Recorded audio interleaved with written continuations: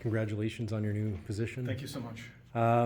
You're taking on this portfolio, a big role. There's obviously an ongoing crisis in the province and across the country. Our own Human Rights Commissioner in this province has said that her hands are tied with the unprecedented number of calls coming into her office about housing. And in recent days, a week or two ago, the Human Rights Council, the National Human Rights Council in Canada, issued a new report and is calling on the provinces to implement legislation recognizing adequate housing as a human right.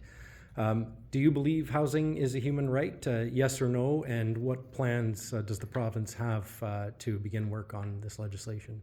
Well, thanks for the question. First of all, I have not seen that report. I was sworn in on Tuesday morning, and of course there's been multiple briefings going on. That is on the list to look at that report of which you mentioned. At this point in time, what I can tell you about is that this is a huge file, housing for Newfoundland and Labrador. There's no secret what the waiting list is for Newfoundland and Labrador housing. There are a lot of people there. There are other situations that involve a lot of complex solutions to try to help people as they try to find stable housing. We're working through that. I don't have all the answers at this point in time, and I don't think I ever will at that point, because this is a type of a situation and a file which is evolving constantly with the number of people we're talking about. 5,600 homes or units underneath Newfoundland and Labrador housing. It involves thousands of people, either individuals or families. And we're working through that. I've had a chance to meet with the head of Newfoundland and Labrador Housing Corporation yesterday. And on Friday, actually. Yesterday it was when we were at the what was now the former Comfort Inn, and I had a great chance to go down there to see the services that are going to be provided. They're still trying to ramp up the staff down there. In terms of the report which you spoke about, I do plan to read it. I need a couple of more days or maybe a week or so to get through all the information, because there are really pressing issues that are immediate. Something as simple as on Saturday, I spent time on the phone with Jim Dinn, trying to help somebody in his district who was looking for somewhere to stay that night.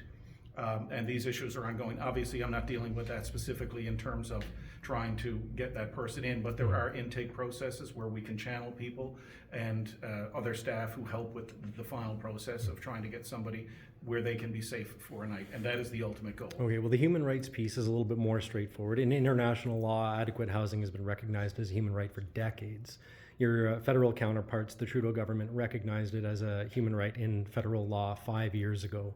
Do you believe housing is a human right? Well, I think that at this point in time, I'm not going to answer your question or give a label to that, whether or not it is. But I mean, I know everything is being reviewed at all times on what something is or isn't. But what I do know is that people need to have somewhere to stay each and every night. And that is what we're working hard to try to make sure that at the end of the day, people are at least given options or solutions to immediate problems. And sometimes the problems are a little more foreseeable for anyone who gets into a situation where they find themselves homeless or precariously housed. And others are just ongoing issues with complex needs. So we will be looking at that a little bit closer. Will you make a determination on that? Like, will you work on making a determination on that, whether the province believes that housing is a human right? I will be reading the report, and we'll judge it accordingly after I read it. I really can't comment on it at this point. But we can follow up with you on that. Absolutely. Yeah. Okay. Yep. Anybody else have anything? Have you been down to the encampment yet, to Tent City for Change? I have not, no. But I did deal with somebody who was down there on Saturday. Yeah. Yep. Do you plan to go down and visit in person? I likely will, yeah. Yeah. Yep. When are you going to go? I'm not sure. I'm dealing with people. We have our staff down there at all times, every day, going down and making sure that people who are there are given options, so they don't have to stay there. There is no reason why anybody needs to be there. There are options provided each and every day, not just to folks there, but everywhere. And it's not just in St. John's where people are experiencing homelessness. It's all over Newfoundland and Labrador, where there are, obviously there's a greater number of people in the metro region and in St. John's, but it's an issue, as you mentioned in your question, not unique to St. John's, not unique to Newfoundland and Labrador, not unique to Canada. This is a global issue as well. And in my previous role, speaking with people who were in roles like mine with other premiers, they expressed the same thing. they're dealing with housing issues from here right across to Victoria, right across Canada. It is a big issue. Can I just ask what staff is going down there on a daily basis? Who's going exactly? Staff from Newfoundland and Labrador Housing.